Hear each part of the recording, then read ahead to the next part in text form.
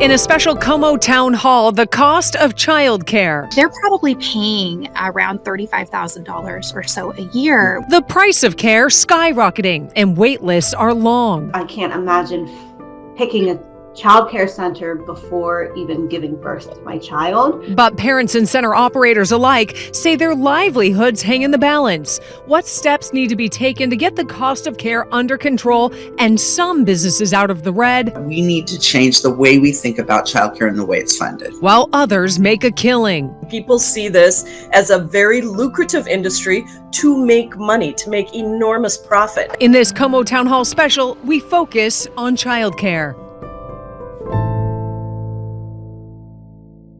When you have a child, it's a smart move to save for college. But these days, you might want to start saving for childcare first. A recent report says the average cost for childcare in Washington state is more expensive than tuition at the University of Washington. In fact, a new report found that our state is one of the most expensive states for childcare, with weekly daycare costs jumping 9% in 2023 from the year prior. More than 60% of families say they cannot afford the full cost of high-quality daycare. At the same time, though, daycare owners say they can barely stay open. Their workers say they're not making a living wage. It seems the system works for no one. So what are parents and caregivers experiencing, and what's being done about it? We're going to explore that, starting with parents who say finding care, let alone paying for it, is tough enough, and a caregiver who said the providers are doing all they can to stay open. I would like to thank you all for joining us. I'm joined by Jasmine from Seattle, who is a mother of two who works in social and human services. Beth from Burien, who's a mom to one who works in art logistics. Kelsey from Seattle, who has a 2-year-old and is pregnant with her second. And Diana, who operates Once Upon a Time Daycare in Burien. It's a family home daycare and bilingual preschool. What I think is so great is you all have a different perspective you can lend to this conversation. And that's what we really want it to be.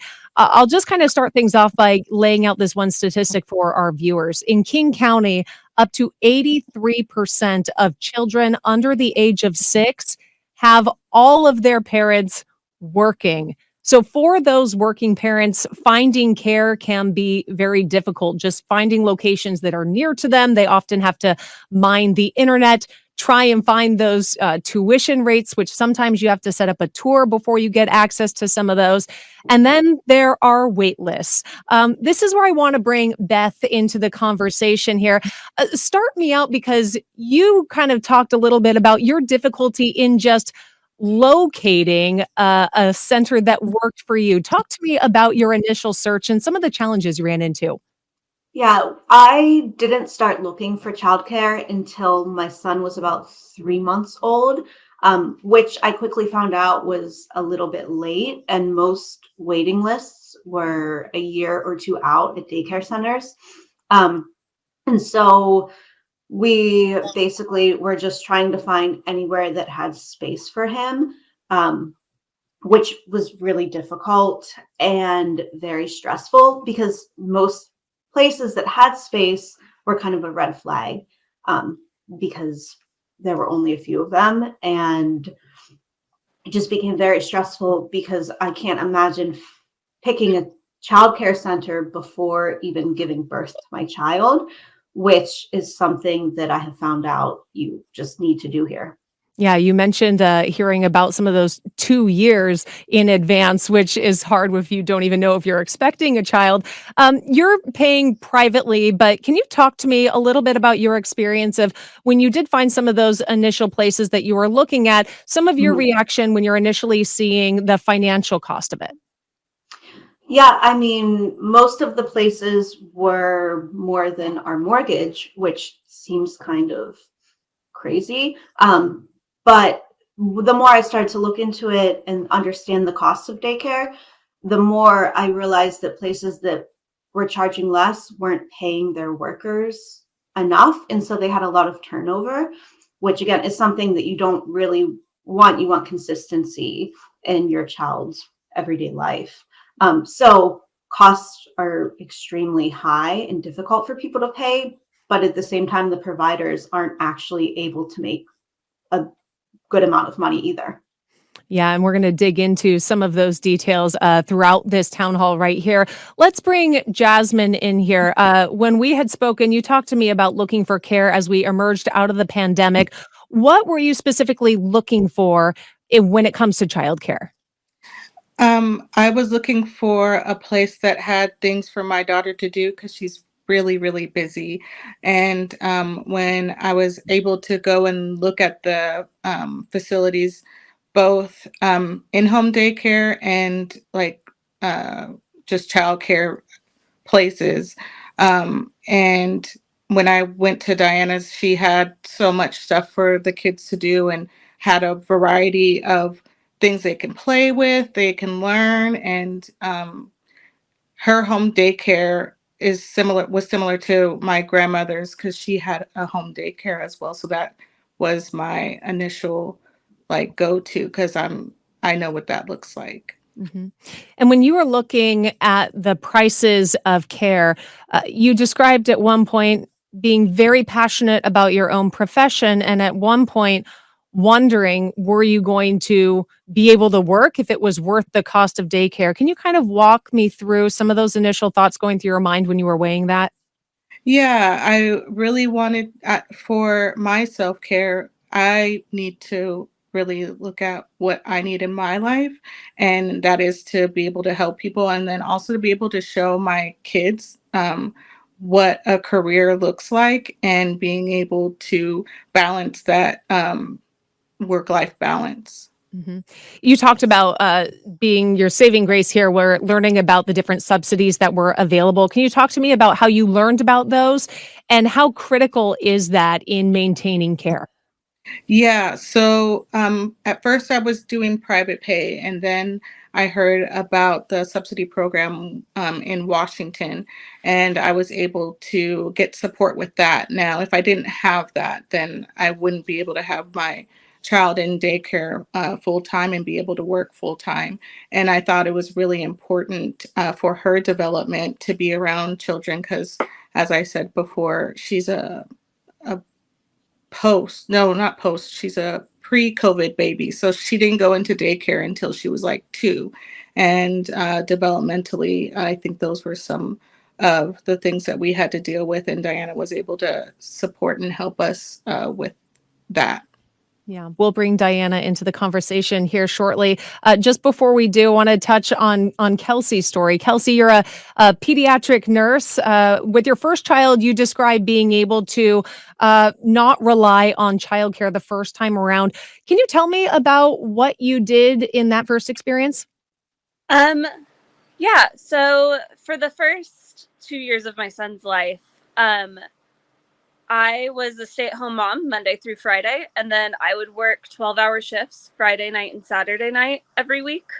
Come home, sleep a little bit Sunday, and then be a stay-at-home mom again starting Sunday. Meanwhile, my husband was working Monday through Friday, normal business hours, and then being the sole caregiver of our child Saturday and Sunday. And it was the best we could do at the time, but also it had pretty significant effects on our physical and mental health, and it was pretty unattainable even with support from family.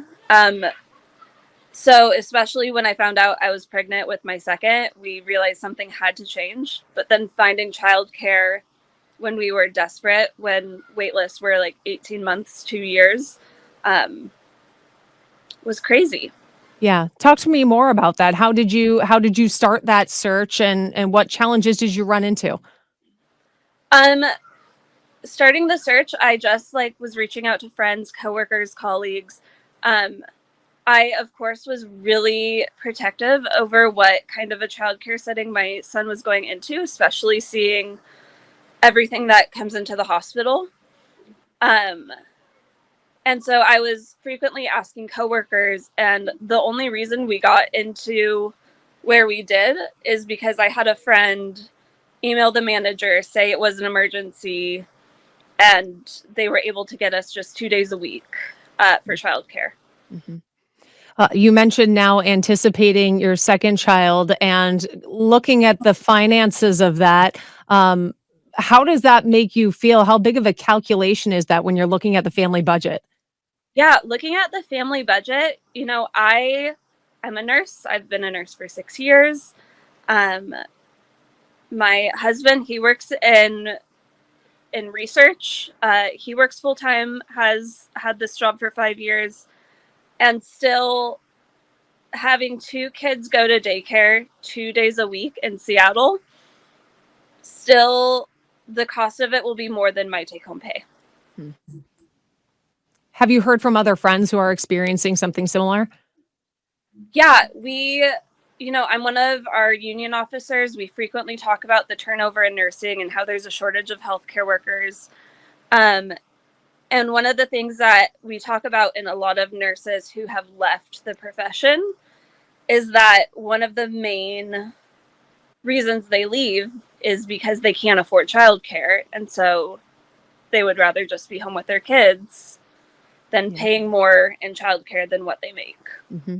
I know it's a tough position for a lot of people. So we've kind of touched on the parent experience here. And this is where I want to bring in Diana. Diana, you, of course, operate once upon a time. You have now for 6 years. And I'm sure that a lot of families that do come through your doors, you hear some of these similar stories. What I think is great is you're able to give us kind of a peek into what it is like to run a center and why costs are the way they are and some of the own struggles that you face as well. You know, it's estimated that about 70% of a child care program's budget is personnel expenses.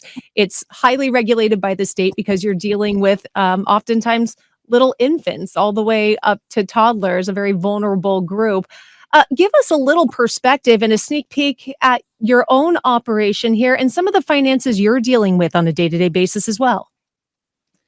Yes. So for finances, uh, first of all, staff. You have to be able to. There's a lot of competition out there, and then because of requirements by the state, the teachers that we have or we hire on our centers, they have to have certifications. So we have to have the teachers go to school, get prepared, get easy certificates to be able to be in the profession. And for that being said, it's a lot of competition between family childcares and centers because they manage bigger amounts of students, bigger places. They offer more to the staff. And we, as a small business, family daycares, we don't have that access to that funding to be able to pay them that much. So we have to, in my instance, I rather to have less money out of pocket for me and my family. And I prefer paying them more to my staff so they're consistent. Because like Beth said, there's a lot of turnover in childcare and you need consistent in the student's life. And it's really hard when you bring in a teacher and then have them leave and bring another one to train and start all over again and get in and, in contact with the families and the students getting used to them. And other than that, just not the staff, we pay taxes, payroll taxes that they take a lot of the money every month, every 3 months, and at the end of the year. And then other than that, you have to put the food that we offer to the students. We provide all the meals so parents don't have to bring anything for them. We buy the materials, we pay our rent, we pay insurance for the business, all of those costs that comes into place. And trying to have some extra money so I can survive because I don't have another outside job. This is my job. Whatever I have left, then that's what we use for our personal expenses. Yeah, there was a report that was done by Child Care Aware or was commissioned by them saying that as expensive as it is for a child to have monthly tuition at a childcare, the true cost of care can be up to 5 times what that actual tuition is. And the average salary for teachers, I mean, you touched on turnover there. If you're looking at King County, an average salary can be about $39,000, while you look at a living wage in King County, that's about $76,000. So how do you retain those teachers and how do you try and compete with some of those larger centers? I think it has to do a lot how you interact with your staff. I really feel they are an extension of my family. So I was there. I was a teacher. So I am not going to do something. I don't ask them to do something I won't be able to do. So if you're seeing them working, I'm gonna be there working with them and providing the support. I try to give them the vacations day. We do the sick days. We do personal days. Even being a small center, I mean a small family daycare. And the other thing is that you have to be really diligent when you're hiring staff, because not everybody is for this field. They have to have a passion for it. And I am just gonna say that I am really thankful for the staff that I have, and I have them for 6 years and 3 years, all of them. And that's really hard to get in a family daycare. Lastly, I do want to bring up the capital gains tax because that's on the ballot this fall, Diana. That tax levied on profits of the sale of property exceeding $250,000. A chunk of that revenue goes to childcare. You've been very outspoken in support of the capital gains tax. What happens if that tax is repealed come November? So what's going to happen is that the funding and all the work that we've done for all these years with that money, we're not going to have it for future families. So that money, it's important because it's not only helping childcare providers, it's helping schools.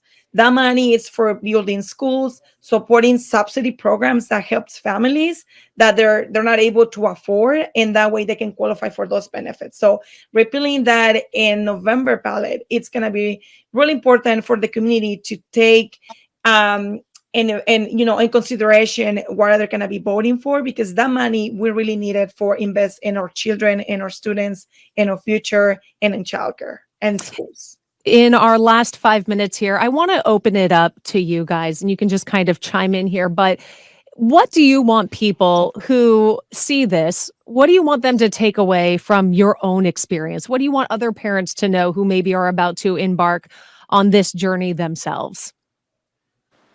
I just want to say that even though it is stressful trying to find childcare, once you find a good place, I think it is really important for the children's development. I mean, a lot of infants are starting, and yes, that might be young for social skills, but it goes really quickly. And I know that our experience at daycare has been so positive. And again, it was stressful and it is expensive, but it's a really good investment in our children's future. And I think that just childcare in general is becoming more crucial than ever, as parents do have to both work. Mhm. Anyone else? I just want to say that I would agree, as hard as it was finding a child care center and as hard as it is budgeting for it, I love where my son goes. They take such good care of him, and it's so important to his development. But I also feel for the parents who look at that bill every month and have to wonder, is this worth it? Is there any particular action that any of you would like to see taken at any level that you feel like could help make the system work a little better for everyone?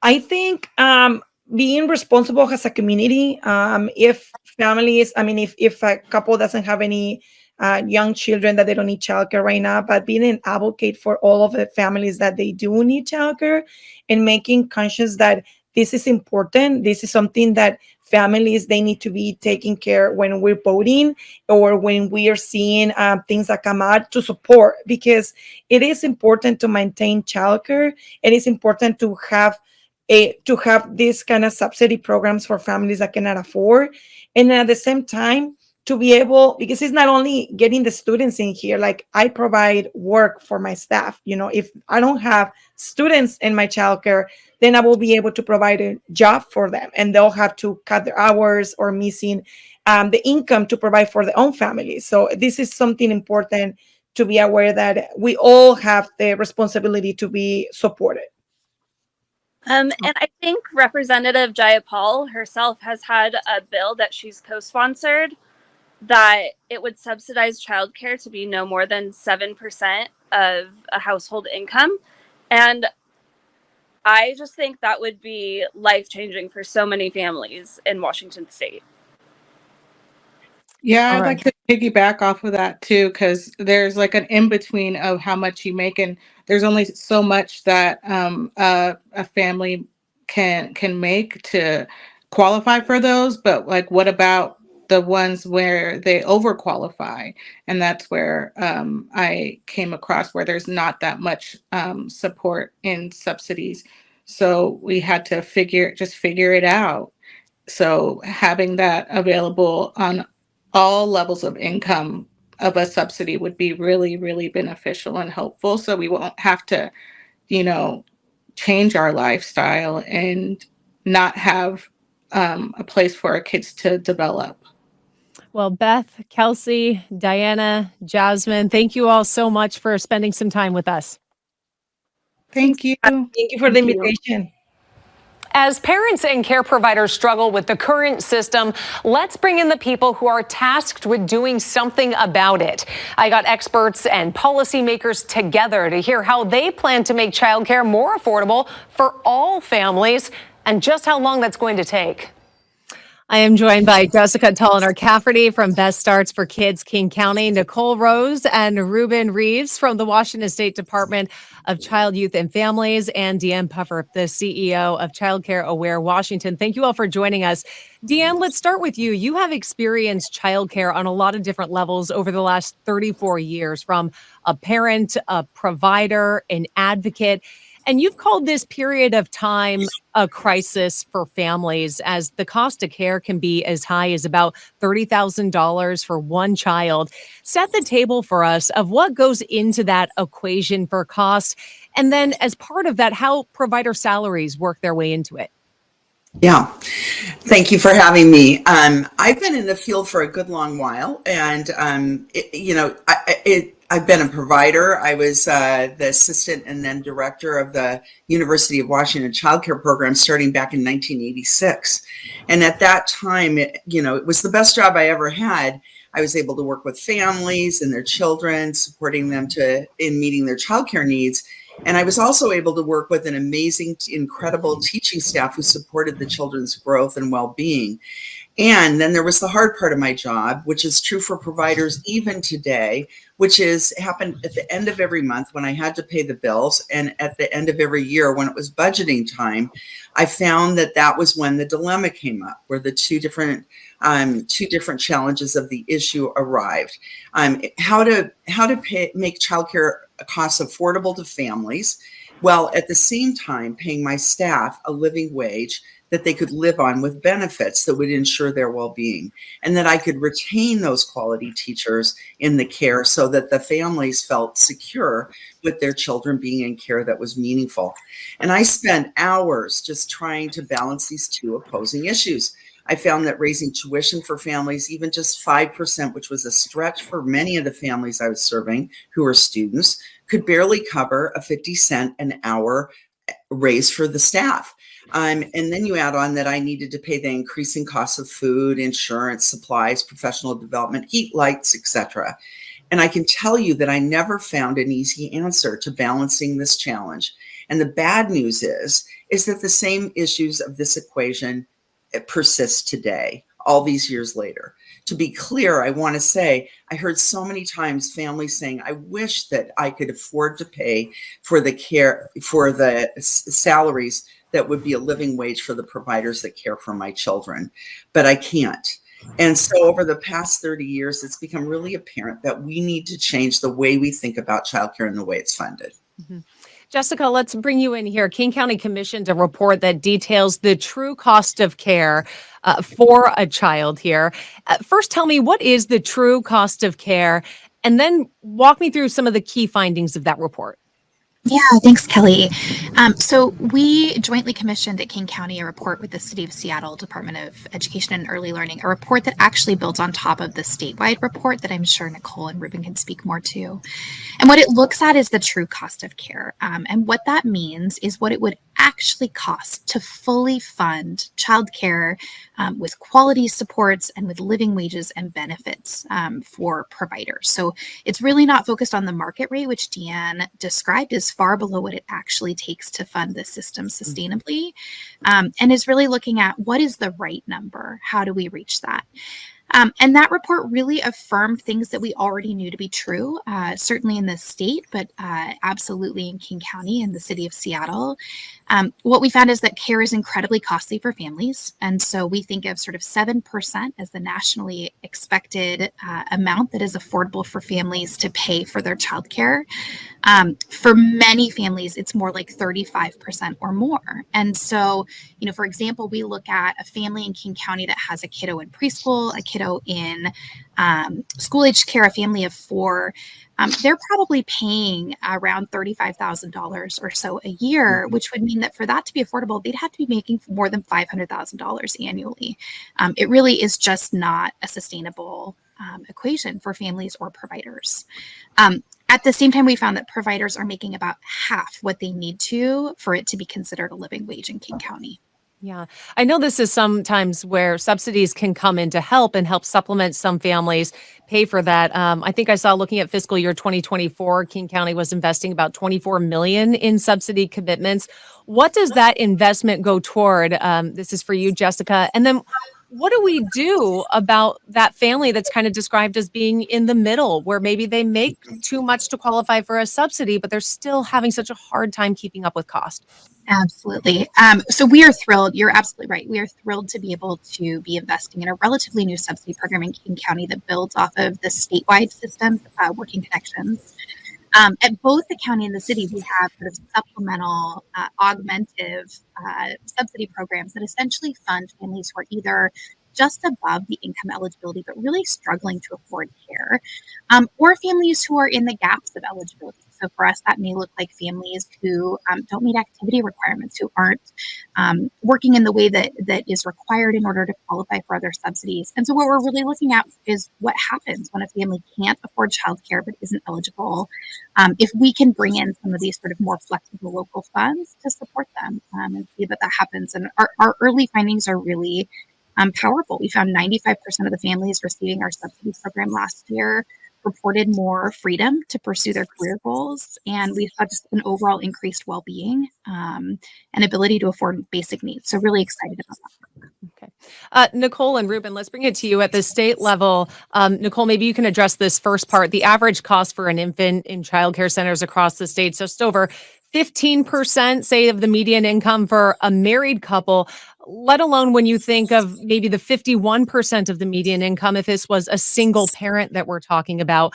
I've heard that number 7%, the goal of having a family pay no more than 7% for childcare. That is a long way to go. Is a realistic number, and what steps are being taken to reach that 7%? Yeah, thanks, Kelly. And it's a great question. And I think one of the things I would highlight here is that for families who are accessing subsidy, they are paying no more than 7% right now. The challenge that we have is that currently goes up to 60% of the state median income, which is about $60,000 a year for a family of 3. And we've talked a little bit about the families in the middle, and we really have an opportunity to say, how do we make it so that all families are paying no more than 7% of our income? And so the state has really been asked to come up with an implementation plan so that families beyond who are currently eligible for subsidy right now pay no more than 7% of their income, and providers are paid a living wage. Now, it's going to take us some time to get there, but the Fair Start for Kids Act really lines out some steps towards helping us get there, with an expansion to 70% of state median income and then 85% state median income. But we know we need to go much beyond that, and we need all providers probably to be accepting subsidy in order to be able to pay a living wage. When people hear that, they'll be like, my goodness, wouldn't that be so wonderful to reach that goal of 7%? You say it'll take a while. What does that mean? Are we looking at, a couple years, or are we looking at a decade plus down the road? I think that's a great question, and I see the smile of some of my colleagues as we talk about that. And really what it comes down to is funding. We need additional funding to do this. And I would say that it's not going to happen within a year, but I sure hope it happens within a decade. Okay. Ruben, let's bring you in here to talk about kind of the landscape of childcare and how it changed post-pandemic in terms of the number of centers. How has that changed over time? And what is the relationship like with providers and the state right now? Thanks, Kelly, for having me. During the pandemic, we were able to stabilize the childcare workforce, which a lot of states were not. A lot of states kind of shut down childcare. And happy to share in the last 2 years, we've actually had 11% increase in our childcare licensed providers in the state of Washington in the last 2 years. So we have close to 6,000 licensed childcare providers. About 2/3 of those are family homes, and about 1/3 of them are centers. We have close to, like I said, close to 6,000 licensed childcare providers. Mm-hmm. And what does that impact on families? What does that mean? Does that just mean they're able to find a center more easily and shorter wait times? Yeah, our centers are increasing, not as much as our family homes. And we still have some areas around the state where are more of our desert areas where we don't have a lot of centers where families have to maybe travel a little bit more to find childcare, which we're definitely always looking at in those desert areas. Deanne, you kind of touched on this off the top though, but you say when it comes to going forward, so how do we get ourselves out of this and make the system work better for everyone, for parents, for providers? You say it's going to require a shift in perspective and of mindset for business, for government, and parents. Tell me about that. Well, I think first of all, it's really important to note that we're already paying for this challenge. The data shows that our state's economy misses out on about $6 billion due to the impact of unreliable childcare for currently working families. And that women who would really like to stay in the workforce are leaving their jobs as a result of the challenge of paying for childcare. So increasingly what we're seeing are businesses identifying affordable childcare as a key problem. And so I think that the shift that needs to happen is we need to quit thinking of childcare as a parent's responsibility to figure out and look at it as a community challenge that we need to address by bringing in everybody to address the issue in a unified approach. Federal, state, county, city, employers, nonprofits all need to be committed to making this problem, this challenge that we're facing of families being able to afford the care that they need so that their children can thrive, while simultaneously making sure that the workforce has the living wages that they deserve to retain them in the workforce and the benefits that they need to ensure their well-being. I have the privilege of working with all the people on this panel over many years, and I know that we are all committed to this end. And I think that there is this is definitely a solvable problem as long as we stay focused on this shift that needs to be made.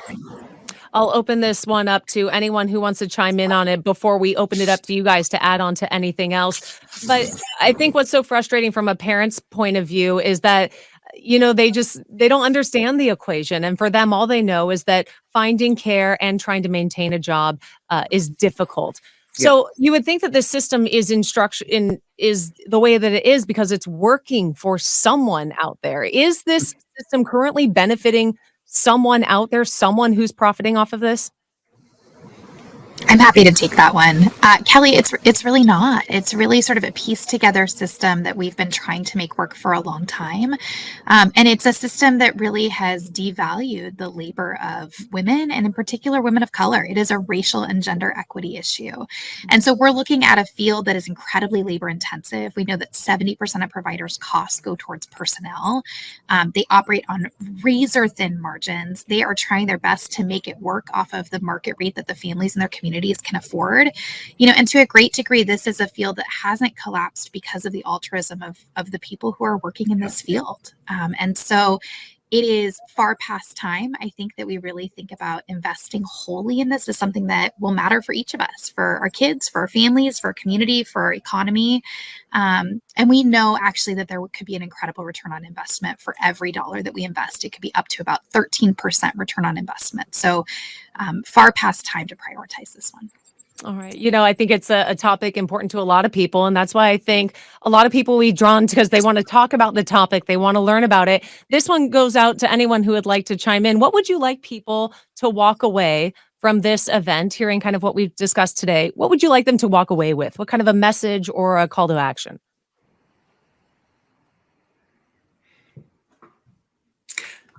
I think that what I would say is that it's just very important for every person to realize that this issue impacts them, whether it's directly or indirectly. The worker next to you may be struggling and not as attentive as they might be because they're having trouble with childcare.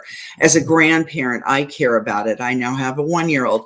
I think all of us need to care about this issue because it really is a community issue that matters to each of us, rather than it being only a season of your life that you have this challenge. We need to look at it as a challenge for all seasons, for all of us. Anyone else? I think I would add in there that as we think about this, we really want to make sure that children and families have access to high quality care. And as Deanne said, it is an everyone issue. And we know that access is important and affordability is important. And so I just would really encourage folks to think about what we need to do for kids and families. And on the other side of that, what are the things that we need to do to support providers so they can meet the needs of those kids and families that they're caring for. And I'm just deeply grateful for all that our providers do every day. All right, wonderful. Deanne, Ruben, Nicole, Jessica, all thank you so much for your time. Thank you. Kelly. Thank you. As parents pay attention to the rising cost of childcare, they're raising questions about how the federal government can help. We spoke with Congresswoman Pramila Jayapal and asked why the system is failing so many and what's being done on a national level. Congresswoman Jayapal, thank you so much for joining us. Washington State ranking 3rd for least affordable care for an infant at a family care center program. Meanwhile, these local programs say they're struggling to pay their bills. You have parents who are also paying a lot, and then the child care workers who say they're struggling with the cost of living as well. Is the child care system broken? Kelly, thanks for doing this. This is such an important issue. It's the number one thing, along with housing, that my constituents are asking me about. And yes, I think it's not that the childcare system is broken necessarily. It's that we don't have a childcare system. We are one of the only developed nations, if you want to use that word, that does not provide a federally funded childcare system. And so what happens is the cost of childcare, for a bunch of reasons, is continuing to rise. And here in Seattle, in my district, we're paying about $2,700 per child per month, which means that if you have more than one child, if you have 2 children, you're essentially making the choice. And if you have more than that, same thing, you're making the choice between providing care for your kids or perhaps doing something outside of the home, working, etc. And so that's part of the reason you see a lot of parents make a choice for one parent to stay home, even if they've got incredible careers in journalism, in healthcare, in many other fields. So it is a real problem, and it's exactly why President Biden and Democrats have made it a top issue.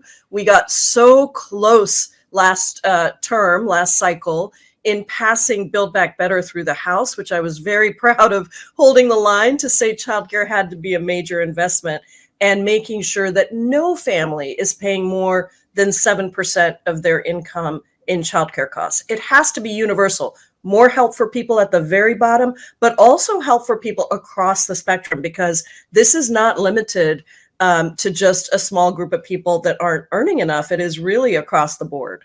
Yeah, my next question is exactly that. In King County, the median cost of getting care for an infant is about 22% of the median income, out of reach for a lot of people, as you were just mentioning right there. How do you address those who are making too much for that subsidy limit, yet trying to keep it with the cost of living in a city like Seattle or perhaps Bellevue? Likely, it still makes that very difficult to pay for. That's right. I mean, I think that the program that President Biden has put in his budget says that if you're making under 200,000, you get more help. You pay no more than $10 per day for high quality childcare, and that would be incredible. But you're talking about the next group of people, which is actually most folks in the district who are paying you said 22%, upwards, sometimes more than they're paying for rent in terms of the share of their total income. And so that is why our program is universal. The one we passed that I mentioned, where essentially, no matter what you make, you would get a subsidy so that no one is paying more than 7% of their income in childcare. That is the Child Care for Every Community Act. And it says that regardless of income, this universal 7% cap would be something that every single family could rely on. And that program would also remove the administrative barriers like work requirements, and it would pay childcare workers a living wage, because I think this is really important. I've heard from a lot of childcare workers who are saying that, to be in childcare, you require more training, maybe even some degrees. It is not worth it for people to be in the childcare industry. We're losing a lot of childcare workers to the fast food industry, where you don't need any training, but you're earning sometimes even more than childcare workers are earning. So in Seattle, a single teacher with 2 kids making $86,000 will pay 3% of their income. And if you and your partner earn the average income for the Seattle area, which is about $89,000, combined $178,000 with 1 kid, then you pay 7%. That's how I think we need to really structure this. And I think there's been a lot of frustration for a long time with people in terms of trying to find childcare. And one would think that a system is in place because someone somewhere is profiting from it. Is there someone profiting here that we're not seeing that's benefiting from the system the way it is now? Right on, Kelly. That is exactly what's happening. People see this as a very lucrative industry to make money, to make enormous profit. And so what is happening now is that smaller independent childcare providers are all shuttering throughout the nation. And the childcare stabilization funding that we tried to pass in Congress would have helped keep the doors open and pay their workers. But now that it's exhausted, there are these huge staffing and slot shortages in these smaller practices, which the majority of families rely on. And so what that has meant is it's opened up this opportunity, if you will, for investor-backed childcare chains to proliferate and to charge really high tuitions in our cities in particular. So if you look at the top 5 for-profit childcare chains, 4 of them are controlled by private equity. So this is equity that's private equity investment that's coming in specifically to charge high prices. And there was actually a Capita report that revealed that these for-profit private equity chains are set up in high-income areas because they know that people desperately need it.